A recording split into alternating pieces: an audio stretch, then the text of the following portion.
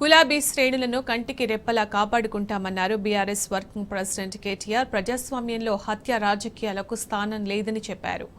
రాష్ట్ర వ్యాప్తంగా ఎక్కడ కార్యకర్తలకు అన్యాయం జరిగినా పార్టీ తరఫున అండగా నిలుస్తామన్నారు. నాగర్ కర్నూలు జిల్లా గంట్రావుపల్లిలో కాంగ్రెస్ నేతల చేతిలో హత్యకు గురైన బీఆర్ఎస్ కార్యకర్త మల్లేష్ కుటుంబానికి అన్ని విధాలా అండగా ఉంటామని భరోసా ఇచ్చారు. బీఆర్ఎస్ కార్యకర్తలపై దాడులు చేస్తే సహించేది లేదని ఆ party working president MLA KTR హెచ్చరించారు. ఎక్కడ గులాబీ కార్యకర్తపైన ఈగ వాలిన పార్టీ యంత్రాంగం మొత్తం కదలి వస్తుందని చెప్పారు. నాగర్ కర్నూలు జిల్లా గంట్రావుపల్లిలో కాంగ్రెస్ నాయకుల చేతుల్లో హత్యకు గురైన బీఆర్ఎస్ కార్యకర్త చిక్కేపల్లి మల్లేష్ కుటుంబాన్ని కేటీఆర్ పరామర్శించారు.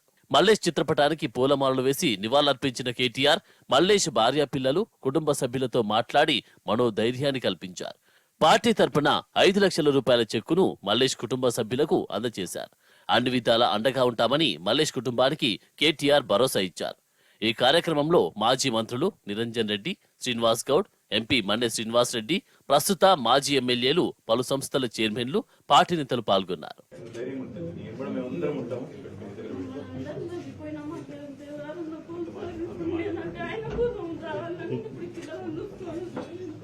రాజకీయ కక్షలతో బీఆర్ఎస్ కార్యకర్త మల్లేష్ యాదవ్ ను హత్య చేయడం దుర్మార్గమని మండిపడ్డారు. మల్లేష్ హత్య సంఘటనపై పార్టీ అధినేత కేసీఆర్ తీవ్రంగా కలత చెందారని, వారి కుటుంబాన్ని పరామర్శించి మనోధైర్యాన్ని కల్పించాలని సూచించడంతో తామొచ్చామని తెలిపారు. మల్లేష్ రాజకీయ హత్యను భూ వివాదానికి సంబంధించిన హత్యగా చిత్రీకరించే ప్రయత్నం జరుగుతుందని అనుమానం వ్యక్తం చేశారు. ఈ హత్యపై ప్రభుత్వం నిష్పక్షపాతంగా విచారణ జరిపించాలని విజ్ఞప్తి చేశారు. డీజీపీ, ఎస్పీ గ్రామాన్ని స్వయంగా సందర్శించి మల్లేష్ హత్యలో పాల్గొన్న నేరస్తులపై చట్టపరంగా కఠిన చర్యలు తీసుకోవాలని, మల్లేష్ కుటుంబానికి న్యాయం జరగాలని డిమాండ్ చేశారు. సంస్కృతి, ఈ రకమైన దాడులు, ఏదో ఆంబోతులు కొట్లాడుకుంటే మధ్యలో లేగదూడలు చనిపోయినట్టు కార్యకర్తల్ని ఇందులో సమిధలుగా చేసే ఏదైతే ఈ సంస్కృతి ఉందో ఇది మంచిది కాదు.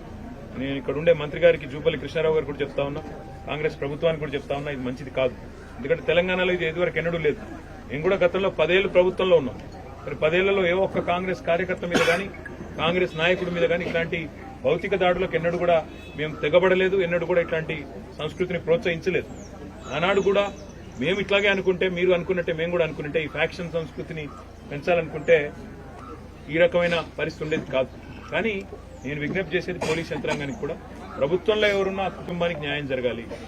ఎందుకంటే జరిగింది ఒక హత్యకు ఎవరు పాల్పడ్డా, ఏ కారణం చేత పాల్పడ్డా అన్ని కూడా వెలుగులోకి రావాలి.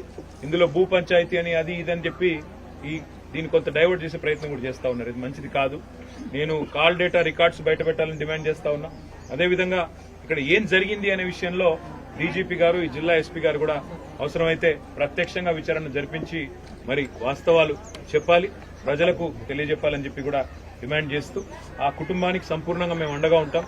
న్యాయం జరిగే వరకు వారితో ఉంటాం. రాష్ట్ర వ్యాప్తంగా ఇలాంటి సంఘటనలు ఎక్కడ జరిగినా కార్యకర్తల కుటుంబాల పట్ల గానీ, మా నాయకుల పట్ల గానీ వారికి పార్టీ పూర్తి స్థాయిలో అండగా ఉంటుంది. మీరు ఎక్కడికైనా సరే, ఈ రాష్ట్రంలో ఏ మారుమూల ప్రాంతానికైనా, ఏ మారుమూల పల్లెకైనా మేమందరం కూడా పోతాము. మా కార్యకర్తలకు అండగా ఉంటాము. చివరి దాకా కూడా ఇదే స్ఫూర్తిని ప్రదర్శిస్తూ ఈ ప్రభుత్వం మీద, కాంగ్రెస్ పార్టీ మీద కూడా పోరాటాన్ని కొనసాగిస్తాం. మా కార్యకర్తల కుటుంబాలను కాపాడుకుంటామని చెప్పి కూడా. బీఆర్ఎస్ పాలనలో ఎన్నడూ హింసా సంస్కృతిని ప్రోత్సహించలేదని కేటీఆర్ స్పష్టం చేశారు.